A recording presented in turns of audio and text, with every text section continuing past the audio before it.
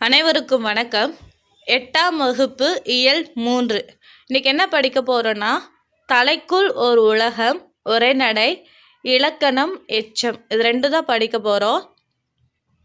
தலைக்குள் ஓர் உலகம் எதை சொல்லியிருக்காங்கன்னா, மூளையை பற்றி சொல்லியிருக்காங்க. மூளை 3 பகுதியாக பிரிக்கப்பட்டிருக்கு. முன்மூளை, நடுமூளை, பின்மூளை. இங்கே நமக்கு பாடப்பகுதியில் என்ன சொல்லியிருக்காங்க அப்படின்னா, தேர்வு நோக்கில் நம்ம 2 விஷயம் மட்டும் தெரிஞ்சுக்கிட்டா போதும். முதல் ஒரு தகவல் என்னென்னா, மூளைக்கு ஒரு நிமிடத்திற்கு 800 மில்லி குருதி தேவைப்படுகிறது. குருதினா ரத்தம், சரிங்களா? மூளைக்கு ஒரு நிமிடத்துக்கு 800 மில்லி குருதி தேவைப்படுகிறது. சுமார் 90 நிமிடங்களுக்கு ஒரு முறை நாம் எல்லோரும் மனநிலை மாறுகிறோம். 90 நிமிடம்னா 1.5 மணி நேரம், சரிங்களா? 1.5 மணி நேரத்துக்கு ஒருத்தருடைய மனநிலை கண்டிப்பாக மாறிக்கிட்டே இருக்கும். இப்போது நம்ம மதிப்பீடு படிக்கலாம். பாருங்க, தொடக்க காலத்தில் மனிதர்கள் மருத்துவத்திற்கு டேஸ் பயன்படுத்தினர். ஆப்ஷன் ஏ, தாவரங்களை மருத்துவத்திற்கு பயன்படுத்தினர். 2வது கேள்வி, தமிழர் மருத்துவத்தில் மருந்து என்பது டேஸின் நீட்சியாகவே உள்ளது. ஆப்ஷன் சி, உணவின் நீட்சியாகவே உள்ளது. 3வது கேள்வி பாருங்க, உடல் எடை அதிகரிப்பதால் ஏற்படும் நோய்களுள் ஒன்று. ஆப்ஷன் டி, இரத்த கொதிப்பு. 4வது கேள்வி பாருங்க, சமையலறையில் செலவிடும் நேரம் டேஸ் செலவிடும் நேரம் ஆகும். நல் வாழ்விற்காக செலவிடும் நேரம் ஆகும். அடுத்தது நம்ம இலக்கணம் படிக்கலாம். இலக்கணம் எச்சம் படிக்க போகிறோம். எச்சம் அப்படின்னா என்னென்னா, எஞ்சி நிற்பது எச்சம். அதுக்கு வேறு ஏதாவது ஒன்று துணை இருந்தால் தான் அது முடிவு பெறும், பொருள் கொடுக்கும், அர்த்தமாக இருக்கும். இல்லைன்னா அது பாதியிலே நிற்கும், சரிங்களா? அதனுடைய பொருள் முழுமை பெறாது, எஞ்சி நிற்கும். இது இப்போ நான் எடுத்துக்காட்டு படித்தேன்னா உங்களுக்கு ஈஸியாக புரியும். பாருங்களேன், படித்தான், படித்த, படித்து. இதில் படித்தான் அப்படின்னு நான் சொல்லும் பொழுது அந்த இடத்துல அவங்க என்ன செஞ்சுருக்காங்கங்கிறது நமக்கு முழுமையாக புரியுது. படித்தாங்க, சரிங்களா? பொருள் முற்று பெறுகிறது. இதை வினைமுற்றுன்னு சொல்லலாம், அல்லது முற்று வினைன்னு சொல்லலாம். இது நம்ம வினைமுற்று படிக்கும் போதே சொல்லியிருப்போம். ஒரு வினையானது முற்று பெற்று ஒரு பொருளை தருமாயின் அது வினைமுற்று, அல்லது முற்று வினைன்னு சொல்லலாம். தெரிநிலை வினைமுற்று, குறிப்பு வினைமுற்றுன்னு 2 வகையாக இருக்குது அப்படின்னு சொல்லி நம்ம படித்தோம், சரிங்களா? இப்போது இந்த இடத்துல எச்சம் பாருங்கள். படித்த, படித்து. என்ன படித்தாங்க, யார் படித்தாங்க, ஒன்றும் தெரியல. படித்த, படித்து அப்படிங்கிற இந்த பொருள் முற்று பெறாமல் எஞ்சி நிற்கும் சொல் எச்சம் என அழைக்கப்படுகிறது, சரிங்களா? இந்த பொருள் முற்று பெறலை, எஞ்சி நிற்குது, அதனால எச்சம். இன்னும் போக போக எடுத்துக்காட்டோடு படித்தா உங்களுக்கு தெளிவாக புரியும். எச்சம் 2 வகைப்படும், பெயரெச்சம், வினையெச்சம். அதாவது ஒரு பெயரை கொண்டு எச்சமானது முடிவு பெற்றதுன்னா அது பெயரெச்சம். ஒரு வினையை கொண்டு எச்சமானது முடிவு பெற்றதுனால் அது வினையெச்சம். பெயரெச்சத்தையே தெரிநிலை பெயரெச்சம், குறிப்பு பெயரெச்சம்னு 2 வகைப்படுத்தலாம். வினையெச்சத்திலே தெரிநிலை வினையெச்சம், குறிப்பு வினையெச்சம்னு 2 வகைப்படுத்தலாம். இன்னும் நான் எடுத்துக்காட்டோடு சொன்னால் இன்னும் தெளிவாக புரியும். பாருங்கள், பெயரெச்சம். படித்த மாணவன், பெயரை கொண்டு முடியும் எச்சம். மாணவன்கிற இந்த படித்தங்கிற வார்த்தை மாணவன்கிற பெயரை கொண்டு முடிந்ததினால இது பெயரெச்சம். பெயர் அப்படின்னா பெயர் சொல்லே நம்ம படித்தோம் இல்லையா, 6 வகையான பெயர் சொல் இருக்கிறது. பொருள், இடம், காலம், சினம், குணம், தொழில், 6 வகையான பெயர் சொற்கள் இருக்கின்றனன்னு நம்ம படித்தோம். இந்த 6 வகையில் பொருட்பெயராக இருக்கலாம், இடப்பெயராகவோ இல்லை காலப்பெயராகவோ, சினைப்பெயராகவோ அல்லது பண்பு பெயராகவோ, தொழிற்பெயராகவோ ஏதாகிலும் ஒரு பெயரை கொண்டு ஒரு எச்சமானது முடிந்தால் அது பெயரெச்சம் என அழைக்கப்படுகிறது. இது 3 காலங்களிலும் வரும். 3 காலம்னா என்னென்ன காலம்? இறந்த காலம், அதாவது கடந்த காலம், நிகழ்காலம், எதிர்காலம். கடந்த காலம்னா கடந்து முடிஞ்சிருச்சு, நடந்து முடிஞ்சிருச்சு, அதுதான் இறந்த காலம், கடந்த காலம். இப்போது நிகழ்காலம், இப்போ நடந்துட்டுருக்கிற விஷயம், அதுதான் நிகழ்காலம். எதிர்காலம், இனிமேல் நடக்க போகிறது தான் எதிர்காலம், சரிங்களா? எடுத்துக்காட்டு படிக்கிற பாருங்களேன். படித்த மாணவன், இறந்த கால பெயரெச்சம். படிக்கின்ற மாணவன், நிகழ்கால பெயரெச்சம் படிக்கும் மாணவன், எதிர்கால பெயரெச்சம். இந்த பெயரெச்சத்தை 2 வகைப்படுத்தலாம். தெரிநிலை பெயரெச்சம், குறிப்பு பெயரெச்சம். தெரிநிலை அப்படின்னாலே காலத்தையும் செயலையும் வெளிப்படையாக காட்டும், அதுதான் தெரிநிலை பெயரெச்சம். எடுத்துக்காட்டு பாருங்க, எழுதிய கடிதம். எழுதிய அப்படிங்கும் பொழுது அவங்க எழுதி முடிச்சிட்டாங்க, இறந்த காலம். அவங்க என்ன செயல் செஞ்சுருக்காங்க? கடிதம் எழுதியிருக்காங்க. காலத்தையும் செயலையும் வெளிப்படையாக காட்டியிருப்பதனால இது தெரிநிலை பெயரெச்சம். குறிப்பு பெயரெச்சத்தில் பாருங்கள், சிறிய கடிதம். நிகழ்காலத்தில் எழுதினாங்களா, இறந்த காலத்தில் எழுதினாங்களா, இல்லை எதிர்காலத்தில் எழுதினாங்களான்னு காலம் நமக்கு தெளிவாக தெரியல. சிறிய கடிதம், அளவு மட்டும்தான் நமக்கு தெரிஞ்சிருக்கு, பண்பு மட்டும்தான் தெரிஞ்சிருக்கு. பண்புனாலே நம்ம சொல்லியிருந்தோம், ஒன்று வடிவங்களாக இருக்கலாம், அளவுகளாக இருக்கலாம், அல்லது நிறங்களாக இருக்கலாம், அல்லது ஏதாகிலும் ஒரு குணங்களாக இருக்கலாம், நன்மை தீமையாக இருக்கலாம். சரிங்களா? இதுதான் பண்பு அப்படின்னு சொல்வோம். சிறிய கடிதம் அல்லது பெரிய கடிதம் இந்த மாதிரிலாம் வந்துச்சுன்னா பண்பின் அடிப்படையில் வந்திருக்கிறதுனால இது குறிப்பு பெயரெச்சம். சரிங்களா? அடுத்தது பாருங்க, வினை எச்சம். ஒரு எச்சமானது வினையை கொண்டு முடிவு பெற்றால் அது வினை எச்சம். படித்து முடித்தார், அந்த முடித்தான்கிற வார்த்தை மட்டும் இல்லைன்னா இது எஞ்சி மட்டும்தான் நிற்கும். படித்து என்ன படித்தாங்க, யார் படித்தாங்க, எதை படித்தாங்க, ஒன்றுமே நமக்கு தெரியாது. அது எஞ்சி நிற்குது, எந்த ஒரு அர்த்தமும் எந்த ஒரு பொருளும் முழுமை பெறாமல் நின்று கொண்டு இருக்கிறது.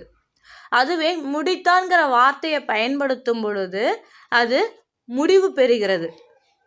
படித்து முடித்தான், ஒரு செயல் முடிஞ்சிருச்சு. வினையை கொண்டு முடியும் எச்சம் வினை எச்சம். வினைனா செயல்னு நம்ம சொல்லியிருக்கோம்.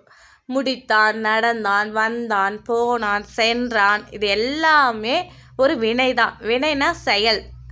இப்போ இதுலேயே நம்ம எப்படி பெயரெச்சத்தில் தெரிநிலை பெயரெச்சம், குறிப்பு பெயரெச்சம்னு படித்தோமோ அதே போல தான் தெரிநிலை வினையெச்சம், குறிப்பு வினையெச்சம். தெரிநிலை வினையெச்சம் அப்படின்னா நம்ம அங்கே எப்படி படித்தோமோ அதே தான். காலத்தையும் செயலையும் வெளிப்படையாக காட்டினால் அது தெரிநிலை வினையெச்சம். இதுக்கு என்ன வித்தியாசம்? அங்கே பெயரை கொண்டு முடியும், இங்கு வினையை கொண்டு முடியும், அவ்வளோதான் வித்தியாசம். எழுதி வந்தான், எழுதி முடிச்சிட்டாங்க, இறந்த காலம் நமக்கு தெளிவாக தெரியுது. அவங்க என்ன செஞ்சாங்கங்கிற செயலும் நமக்கு தெளிவாக தெரியுது. அதனால இது தெரிநிலை வினையெச்சம். குறிப்பு வினையெச்சம் பாருங்கள், மெல்ல வந்தான். அவங்க 3 காலத்தில் எந்த காலத்தில் மெல்ல வந்தாங்கன்னு நமக்கு தெரியாது. ஆனால் மெல்ல வந்தான் அப்படிங்கிற மெல்ல, விரைவாக அப்படிங்கிற பண்பை மட்டுமே வெளிப்படையாக வந்திருக்கிறதுனால இது குறிப்பு வினையெச்சம். முற்றெச்சம் பாருங்க, வள்ளி படித்தனள். படித்தனள் அப்படிங்கிற அந்த வார்த்தை படித்தாள்னு வினைமுற்று, வள்ளி படித்தாள் அப்படின்னு சொல்லலாம். வள்ளி படித்து அப்படின்னு எச்சமாகவும் வினை எச்சமாகவும் வரலாம். ஒரு வினைமுற்றானது எச்ச பொருள் தந்து மற்றொரு வினைமுற்றை கொண்டு முடிவது முற்றெச்சம். வள்ளி படித்தனள் வினைமுற்றாவும் தெரியலாம், வினை எச்சமாகவும் தெரியலாம். நமக்கு ரெண்டுமே அதில் தெரிஞ்சதுன்னா அது முற்றெச்சம்னு நீங்கள் முடிவு பண்ணிக்கலாம். சரிங்களா? இப்போ இந்த எச்சத்துக்கான மதிப்பீடு படிக்கலாம். பாருங்க, மதிப்பீடு. சரியான விடையை தேர்ந்தெடுத்தெழுதுக. முற்று பெறாமல் எஞ்சி நிற்கும் சொல் எச்சம் எனப்படும். கீழ்காணும் சொற்களில் பெயரெச்சம். நான் சொல்லியிருந்தேன் இல்லையா, பார்த்த, நம்ம கடைசி எழுத்தை பிரிக்கும் பொழுது பார்த்த இத்து கூட்டல் ஆ, ஆங்கிற எழுத்து வருமாயின் அது பெரும்பாலும் பெயரெச்சமாக தான் இருக்கும். அதையே கடைசி வார்த்தையை நம்ம பிரிக்கும் போது படித்துங்கிறதுல ஊ எழுத்து வந்துச்சுன்னா அது கண்டிப்பாக வினையச்சமாக இருக்கும். சரிங்களா? ஆ எழுத்து வந்துச்சுன்னா பெரும்பாலும் பெயரெச்சமாக இருக்கும். ஊ எழுத்து வந்தால் பெரும்பாலும் அது வினையச்சமாக இருக்கும். 3வது கேள்வி பாருங்க, குறிப்பு வினையச்சம் வெளிப்படையாக காட்டாது. எதை வெளிப்படையாக காட்டாதுன்னா காலத்தை வெளிப்படையாக காட்டாது. சிறிய கடிதம், மெல்ல வந்தான், நமக்கு எதுவுமே நமக்கு காலம் இதில் தெரியாது. பொறுத்துக பாருங்க, நடந்து சொல்லியிருந்தாலே கடைசி வார்த்தையை பிரித்து பாருங்க. இத்து கூட்டல் ஊ வந்தாலே அது வினையச்சம். பேசிய, யாவ ஈ கூட்டல் ஆ அப்படின்னு பிரிக்கலாம். ஆ எழுத்து வந்திருக்கிறதுனால அது பெயரெச்சம். எடுத்தனன் உண்டான். ரெண்டுமே இதில் வரும். எடுத்தான்னு வரும், எடுத்த அப்படின்னு வரும். அப்போ இது முற்றெச்சம். பெரிய பண்பை மட்டும் வெளிப்படையாக வந்திருக்கிறதுனால இது குறிப்பு பெயரெச்சம். சரிங்களா? நடந்து வினையச்சம், பேசிய பெயரெச்சம், எடுத்தனன் உண்டான் முற்றெச்சம், பெரிய குறிப்பு பெயரெச்சம். இப்போ பாருங்க, கீழ்காணும் சொற்களை பெயரெச்சம் வினையச்சம் என வகைப்படுத்துக. சில வார்த்தைகள் நமக்கு கொடுத்துருக்காங்க. அதில் எது பெயரெச்சம் எது வினையச்சம்னு நம்ம கண்டுபிடிக்க போகிறோம். எப்படி கண்டுபிடிக்க போகிறோன்னா, கடைசி வார்த்தையை வச்சு தான் கண்டுபிடிக்க போகிறோம். அந்த கடைசி வார்த்தையை பிரிக்கும் பொழுது ஆ அப்படிங்கிற உச்சரிப்பில் இருக்குமாயின் அது வந்து பெயரெச்சம். ஊன்னு வந்துச்சுன்னா அது வினையச்சம். சரிங்களா? நல்ல இல்லை நம்ம எப்படி பிரிக்கலாம்? இல் கூட்டல் ஆன்னு பிரிக்கலாம். அப்போ இது கண்டிப்பாக பெயரெச்சம். நான் முதல் எழுத்து மட்டும் எழுதுகிறேன். படுத்து தூ அப்படி அதை பிரித்தோம்னா இத்து கூட்டல் ஊ வினையச்சம். பாய்ந்து வினையச்சம். எரிந்த பெயரெச்சம். கடந்து வினையச்சம். வீழ்ந்த பெயரெச்சம். மாட்டிய பெயரெச்சம்.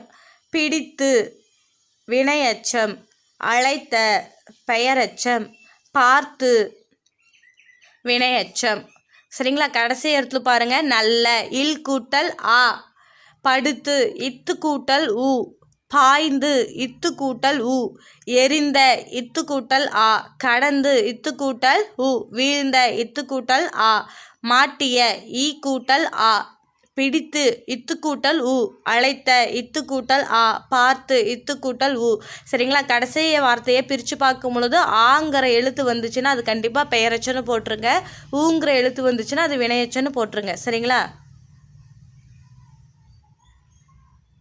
அடுத்தது பாருங்கள், நமக்கு என்ன சொல்லியிருக்காங்கன்னா, உவமை தொடர்கள். நம் பேச்சிலும் எழுத்திலும் கருத்துக்களை எளிதாக விளங்குவதற்காக சில தொடர்களை பயன்படுத்துவோம். அது உவமை தொடர்கள் எனப்படும். ஒவ்வொரு உவமை தொடருக்கும் தனிப்பொருள் உண்டு. மடை திறந்த வெள்ளம் போல் அப்படின்னா தடையின்றி மிகுதியாக. எடுத்துக்காட்டு பாருங்க, திருவிழாவை காண மடை திறந்த வெள்ளம் போல மக்கள் வந்தனர். தடையின்றி மிகுதியாகன்னு அர்த்தம். மடை திறந்த வெள்ளம் போலனா. சரிங்களா? அடுத்தது பாருங்க, உள்ளங்கை நெல்லிக்கனி போல வெளிப்படைத்தன்மை. பாரதியின் பாடல்கள் உள்ளங்கை நெல்லிக்கனி போல அனைவருக்கும் விளங்கும். சரிங்களா? நம்ம உள்ளங்கையில் இருக்கிற நெல்லிக்கனி அதை மறைஞ்சிருக்குன்னு சொல்ல முடியாது, வெளிப்படையாக தான் தெரியும். அந்த மாதிரி ஒவ்வொரு ஊமை தொடருக்கும் ஒரு அர்த்தம் இருக்குன்னு சொல்லியிருக்காங்க. இதுலேயே பொறுத்துக்க பாருங்களேன். காக்கை உட்கார பனமலம் விழுந்தது போல. தற்செயல் நிகழ்வு இது. காக்கை தானாக உட்காந்துச்சு, பனமலம் தானாக விழுந்துச்சு. தற்செயல் நிகழ்வு. கிணறு வெட்ட பூதம் கிளம்பியது போல. எதிர்பாரா நிகழ்வு. பசுமரத்தாணி போல. எளிதில் மனதில் பதிதல். விழலுக்கு இறைத்த நீர் போல. பயனற்ற செயல். நெல்லிக்காய் மூட்டையை கொட்டினார் போல. ஒற்றுமை இன்மை. கண்டிப்பாக உங்களுக்கு இது புரியும்னு நினைக்கிறேன்.